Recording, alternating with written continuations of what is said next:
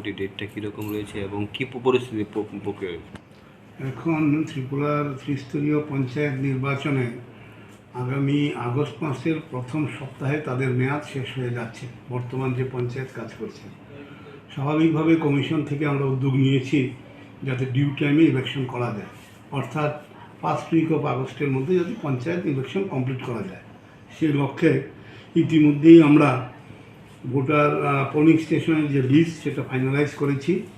আপনারা জানেন 2650 2650টি polling station আমাদের 35টি ব্লকে প্রয়োজন হবে, সেটা অলরেডি আইডেন্টিফাই করা হয়েছে। তাছাড়া তার পরবর্তী স্টেজে আমরা ইতিমধ্যেই ড্রাফট ভোটার লিস্ট আমরা পাবলিশ করেছি, যার ক্লেমস অ্যান্ড অবজেকশনের পিরিয়ড এখন চলছে। আগামী 24 তারিখ এটা ফাইনাল করা হবে। তো এই ড্রাফট রোল অনুযায়ী আমাদের ভোটার সংখ্যা হচ্ছে 12,95,086 জন। তো এখন ফাইনাল হওয়ার পর এটা কম বেশি যা হয় সেটা হবে।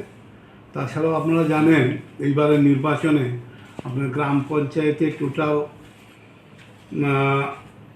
35টি ব্লকে আমাদের সিট আছে 6,370, পঞ্চায়েত সমিতি আছে 35টা, সেখানে সিট আছে 423, এবং জেলা পরিষদের আছে 8টি, সেখানে সিট সংখ্যা আছে 116টি।